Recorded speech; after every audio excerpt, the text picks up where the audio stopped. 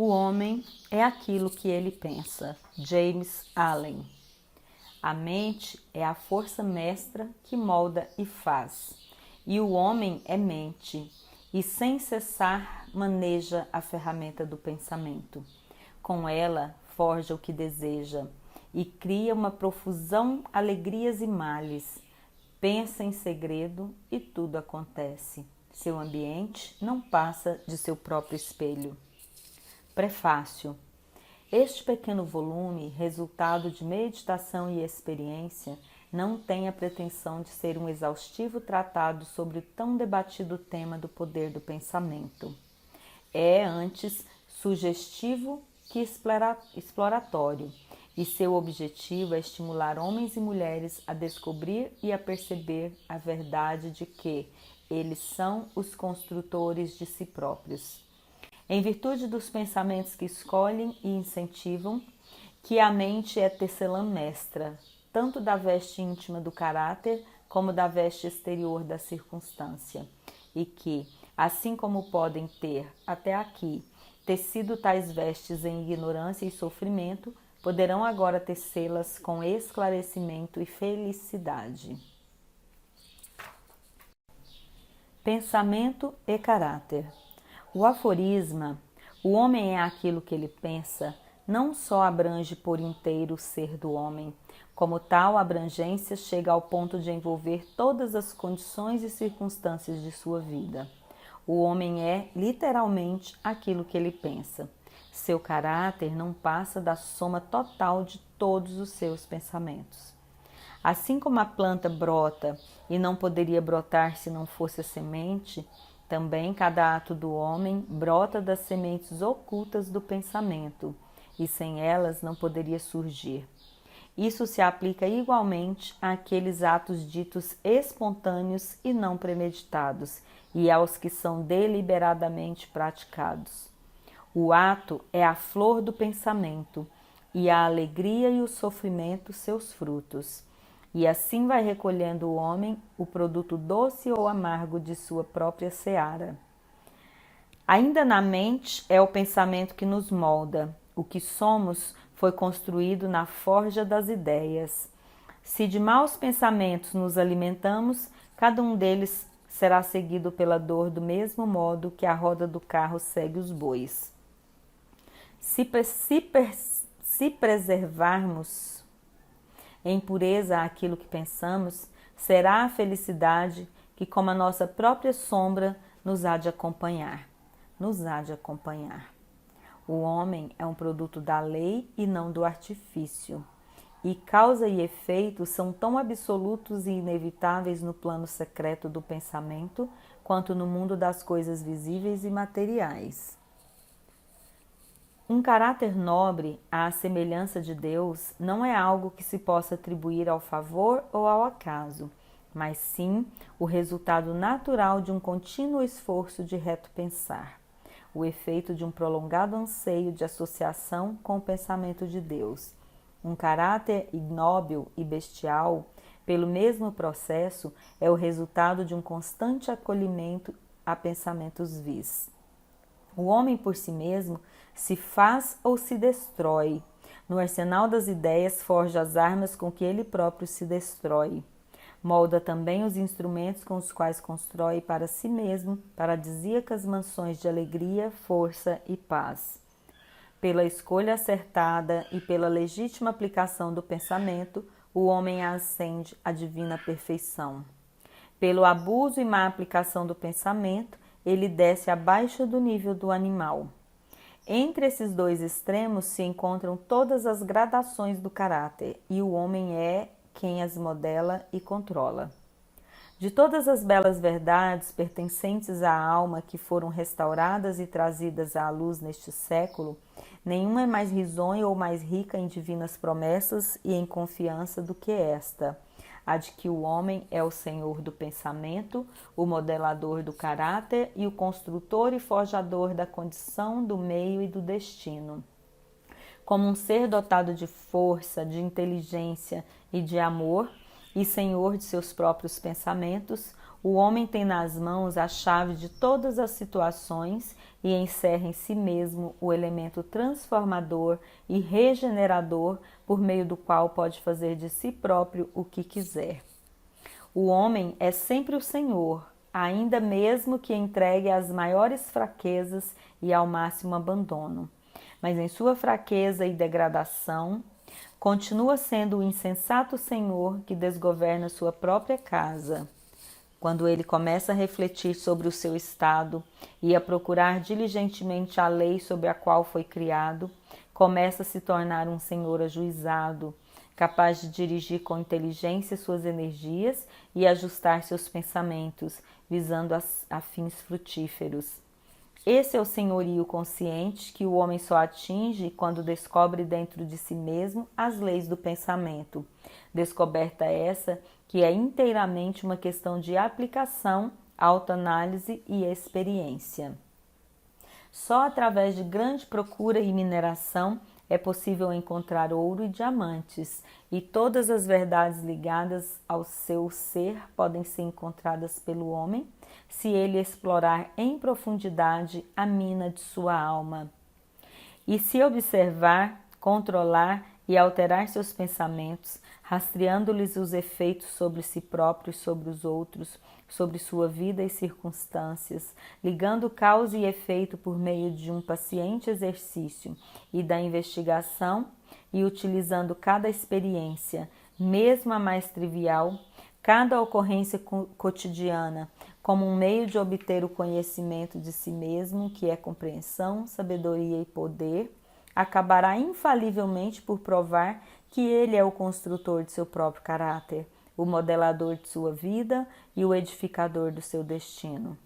Nessa direção e nenhuma outra é que nos aponta a lei absoluta segundo a qual aquele que busca achará e a aquele que bate abrir-se-lhe-á. Pois só pela paciência, pela prática e incessante insistência pode o homem transpor a porta do templo do conhecimento. Efeito dos pensamentos sobre as circunstâncias. A mente do homem pode ser comparada a um jardim cultivado com inteligência ou entregue ao abandono. Quer o cultive ou o abandone, forçosamente brotará. Se nada de bom nele for semeado, más sementes de ervas daninhas se espalharão em abundância e continuarão a multiplicar-se.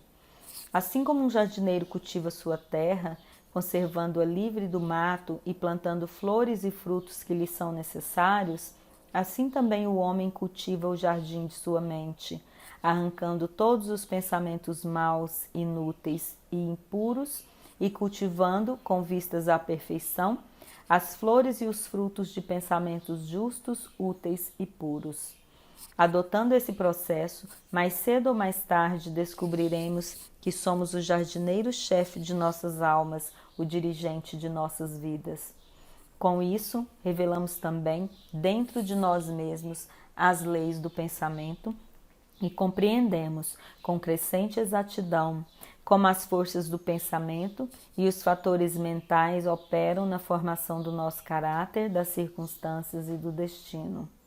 Pensamento e caráter são uma só coisa, e como o caráter só pode manifestar-se e revelar-se através do meio e das circunstâncias, as condições externas da vida de uma pessoa mostrar-se-ão sempre harmoniosamente relacionada com seu estado íntimo. Isso não significa que as circunstâncias que cercam o homem em qualquer tempo sejam um indício de seu caráter como um todo, mas que tais circunstâncias se encontram tão intimamente ligadas a algum fator pensamento vital em seu interior que naquele momento elas são indispensáveis para o seu desenvolvimento. Todo homem está onde está pela lei do seu ser. Os pensamentos que ele incorporou ao seu caráter colocam-no ali. E na disposição de sua vida não existe nenhum fator casual, mas tudo é o resultado de uma lei que não pode falhar. Isso é tão verdade em relação àqueles que se sentem em desarmonia com o seu meio, como aos que se sentem satisfeitos com ele. Como um ser que progride e evolui, o homem está onde está para que possa aprender que tem que crescer. E na medida em que consegue aprender a lição espiritual que cada circunstância lhe oferece, esta passa e cede lugar a outras. O homem é golpeado pelas circunstâncias enquanto acredita ser ele próprio o produto de condições externas, mas quando compreende que representa uma força criativa e que pode dominar o solo oculto e as sementes de seu ser, dos quais brotam as circunstâncias, torna-se o legítimo senhor de si próprio. Que as circunstâncias nascem do pensamento é algo que todo homem que tenha praticado durante algum tempo o autocontrole e a autopurificação sabe, pois terá notado que a modificação de tudo o que lhe ocorre se operou na exata proporção em que ele modificou seu estado mental. Isso é tão verdade que quando nos aplicamos sinceramente a corrigir os defeitos de nosso caráter e fazemos rápidos e marcantes progressos, em pouco tempo passamos por uma série de vicissitudes. A alma atrai aquilo que ela secretamente abriga, aquilo que ela ama e também aquilo que teme. Ela atinge o apogeu de suas mais caras aspirações e desce ao nível de seus desejos impuros, e as circunstâncias são os meios pelos quais a alma recebe o que lhe é devido. Toda semente de pensamento que se semeie ou deixe cair e arraigar-se na mente multiplica-se e mais cedo ou mais tarde dela brota o ato, trazendo os frutos de oportunidade e circunstância próprios de sua espécie. Bons pensamentos darão bons frutos, maus pensamentos, maus frutos. O mundo exterior das circunstâncias molda-se ao mundo interior do pensamento, e as condições externas, tanto as agradáveis quanto as desagradáveis, são fatores que contribuem em seu resultado final para o bem do indivíduo. Como ceifeiros de sua própria colheita, o homem aprende tanto pelo sofrimento quanto pela felicidade. Seguindo os mais secretos desejos, aspirações e pensamentos pelos quais se deixa dominar, perseguindo o fogo fátuo de fantasias impuras ou trilhando com passos firmes a estrada do vigoroso e elevado esforço, o homem chega finalmente a fruí-los e realizá-los nas condições exteriores de sua vida. As leis de crescimento e adaptação prevalecem em toda parte. Ninguém chega ao botequim ou à cadeia pela tirania do destino ou das circunstâncias, mas através dos atalhos dos pensamentos sórdidos ou dos desejos vis. Tampouco, ninguém de mente limpa cai de repente no crime, pressionado por qualquer força exterior. O pensamento criminoso há muito vinha sendo secretamente alimentado no coração, e a hora da oportunidade revelou sua força acumulada. Não são as circunstâncias que fazem o homem, elas o revelam a si próprio. Ninguém mergulha no vício e nos sofrimentos que dele resultam sem que haja antes inclinações más, como ninguém chega à virtude e à felicidade pura que ela acarreta sem um constante cultivo de aspirações virtuosas. Portanto, o homem, como amo e senhor de seus pensamentos, é o edificador de si próprio, o modelador e autor de tudo que o cerca. Já ao nascer, a alma é o que ela é, e a cada passo de sua peregrinação terrena vai atraindo conjuntos de condições que a revelam, que são os reflexos de sua própria pureza e impureza, de sua força e de suas fraquezas. Os homens não atraem aquilo que eles querem, mas aquilo que eles são. Seus caprichos, fantasias e ambições são distorcidos a cada passo, mas seus pensamentos e desejos mais secretos nutrem-se de seu próprio alimento, quer seja ele sujo ou limpo. A divindade que forja nossos destinos está em nós mesmos, é o nosso próprio eu. O homem é manietado somente por si mesmo. Pensamento e ação são os carcereiros do destino. Se forem vis, aprisionam. São também os anjos da liberdade. Se forem nobres, libertam. O que o homem obtém não é aquilo que ele deseja e pede a Deus, mas o que por justiça recebe. Seus desejos e preces só serão gratificados e atendidos se harmonizarem com seus pensamentos e atos. À luz dessa verdade, qual será então o sentido de lutar contra as circunstâncias? É que o homem está sempre se revoltando contra algum efeito externo, ao mesmo tempo que, sem cessar, alimenta e preserva a causa em seu coração. Essa causa pode assumir a forma de um vício consciente ou de uma fraqueza inconsciente, mas seja ela o que for, retarda obstinadamente os esforços do seu portador e assim clama bem alto por um remédio. Os homens vivem ansiosos por melhorar suas condições, mas não querem melhorar-se a si mesmos, com isso permanecem amarrados. O homem que não recua face à autocrucifixão nunca deixará de realizar o objetivo a que seu coração visa. Isso é tão verdade quanto às coisas da terra quanto às do céu. Até mesmo aquele cujo único objetivo for adquirir riquezas deve estar preparado para fazer grandes sacrifícios pessoais até que possa atingir a meta, quanto mais aquele que almeja realizar uma vida forte e bem equilibrada. Vejamos o exemplo de alguém que esteja na mais extrema pobreza, anseia ardentemente por melhorar seu ambiente, seu lar, mas está sempre faltando ao trabalho e acha justo tentar enganar o patrão sobre o pretexto de que não recebe um salário suficiente.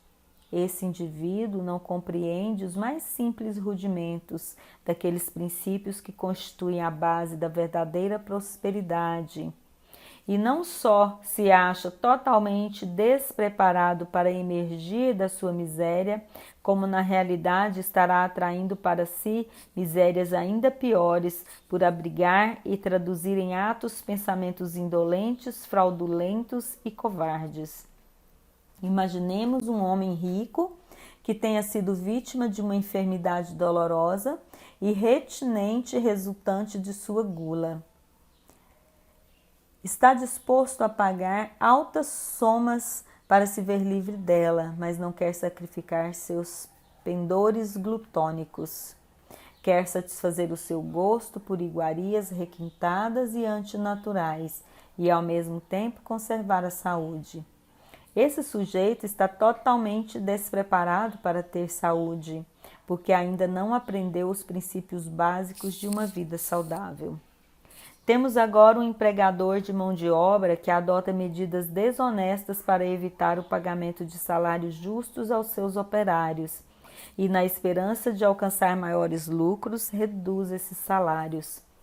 Tal empresário está também totalmente despreparado para a prosperidade e, quando se surpreender falido, tanto no que diz respeito à reputação quanto aos seus bens, lançará a culpa às circunstâncias, sem saber que é o único responsável pelas condições em que se encontra.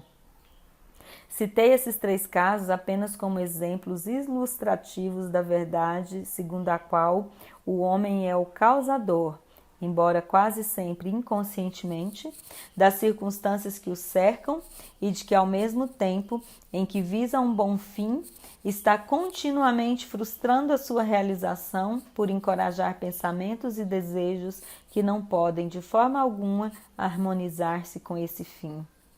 Tais exemplos poderiam ser multiplicados e variados quase que ao infinito, mas isso não é necessário, visto que o leitor, se assim o decidir, poderá acompanhar a ação das leis do pensamento em sua própria mente e vida.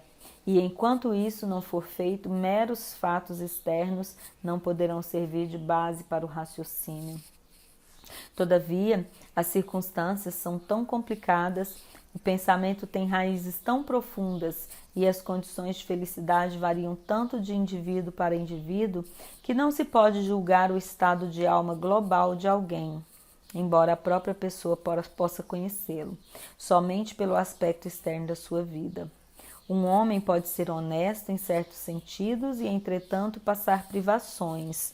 Outro pode ser desonesto em certos sentidos e, mesmo assim, enriquecer.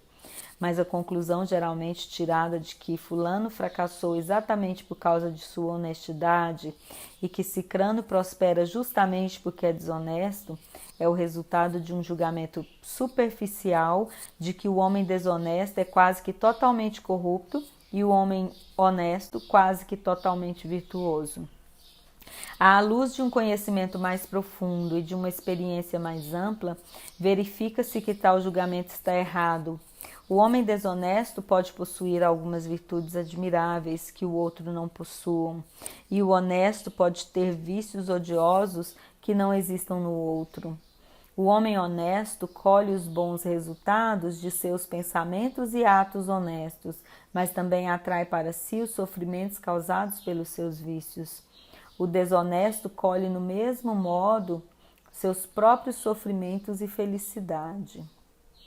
Agrada à vaidade humana acreditar que a gente sofre em consequência de nossas virtudes, mas enquanto o homem não tiver extirpado de sua mente todo pensamento doentio, amargo e impuro, e não tiver lavado em sua alma a última nódoa do pecado, não terá condições de saber e declarar que seus sofrimentos são o resultado de suas boas qualidades e não das más.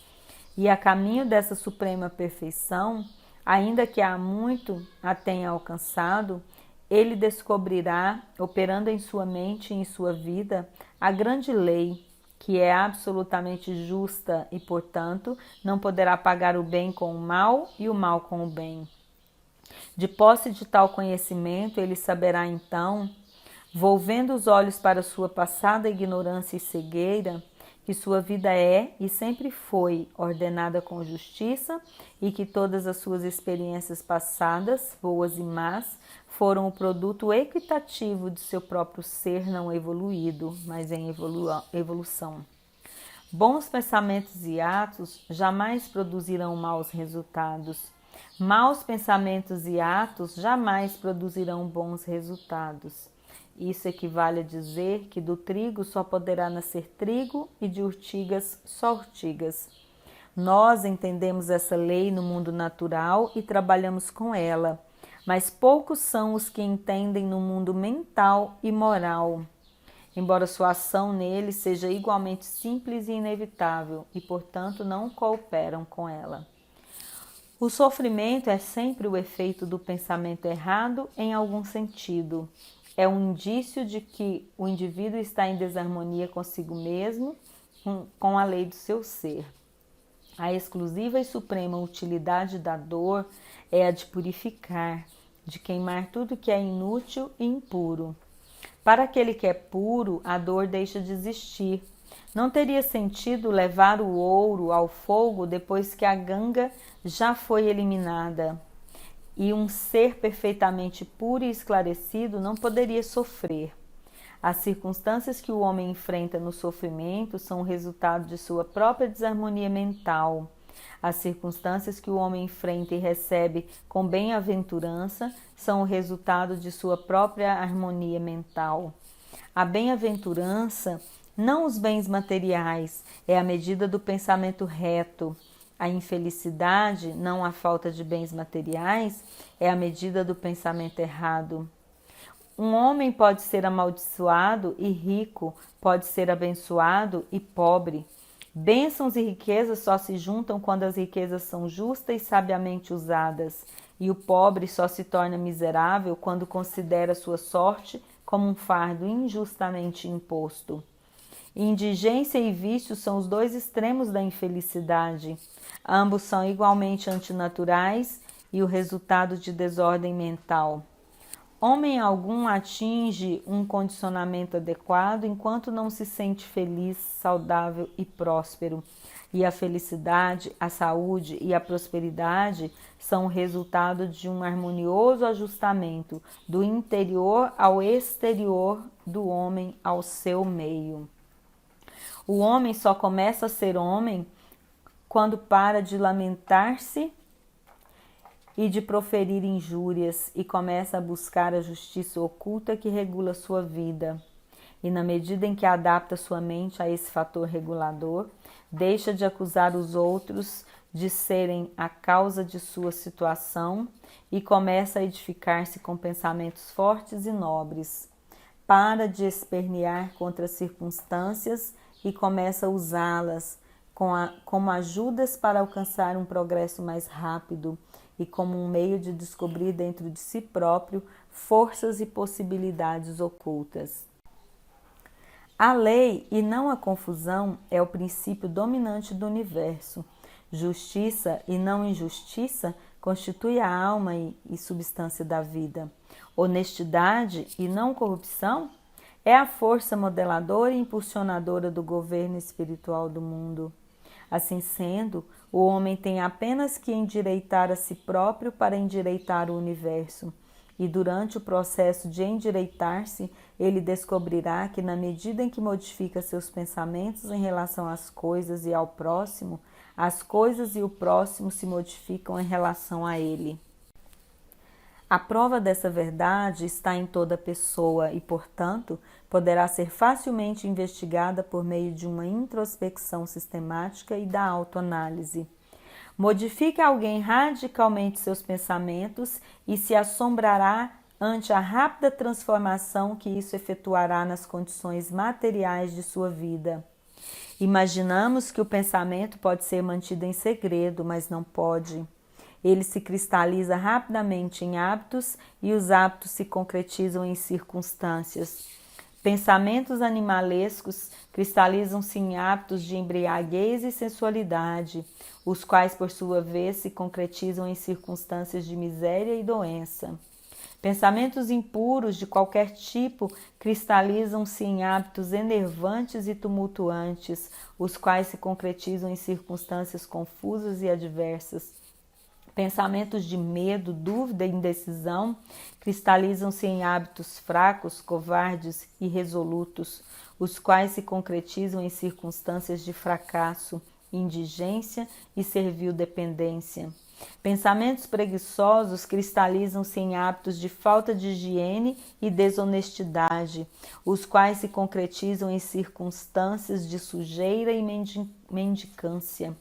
Pensamentos de ódio e condenação cristalizam-se em hábitos de acusação e violência, os quais se concretizam em circunstâncias de injúria e perseguição.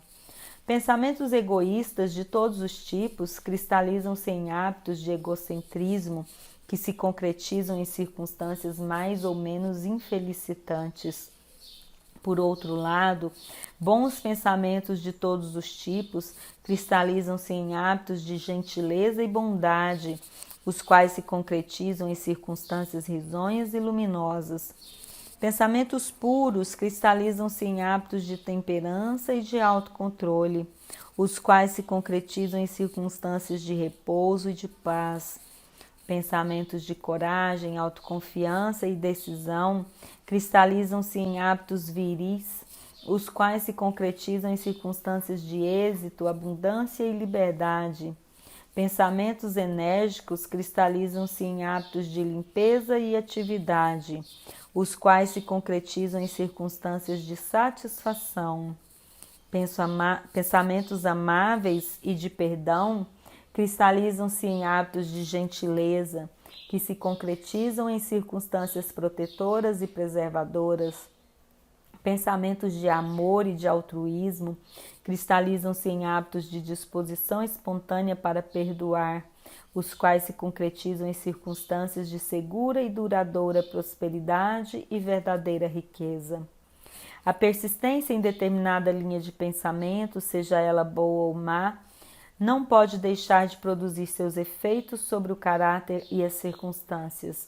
Ninguém pode escolher diretamente as circunstâncias de sua vida, mas podemos escolher nossos pensamentos e assim, indireta, porém seguramente, moldar nossa situação. A natureza ajuda todo homem na gratificação dos seus pensamentos que ele mais estimula, e apresentam-se oportunidades que trazem mais rapidamente à tona tanto os maus como os bons pensamentos. Ponha um homem paradeiro a seus pensamentos pecaminosos e o mundo todo se abrandará em torno dele, mostrando-se pronto para ajudá-lo. Afaste ele seus pensamentos fracos e doentios e maravilha. De todos os lados surgirão oportunidades para ajudar suas enérgicas resoluções. Que ele encoraje seus bons pensamentos e nenhum mau destino o amarrará à miséria e à vergonha. O mundo é o seu caleidoscópio e as múltiplas combinações de cores que a cada minuto sucessivo se apresenta a você são as imagens estranhamente adaptadas de seus pensamentos em permanente mutação. Tu serás aquilo que desejas ser. Deixa que o fracasso descubra o seu falso conteúdo nas circunstâncias desse pobre mundo. O espírito, porém, o despreza e é livre. Ele domina o tempo e conquista o espaço. Ele intimida o acaso, esse presumido embusteiro, e ordena a tirania circunstancial que troque a coroa pelo posto de escrava. A humana vontade, essa invisível força, nascida de uma alma imortal, pode abrir caminhos para qualquer meta, embora muros de granito se lhe anteponham. Não te impaciente a longa espera, suporta como alguém que compreende. Quando o espírito se ergue e assume o comando, os deuses estão prontos para obedecer.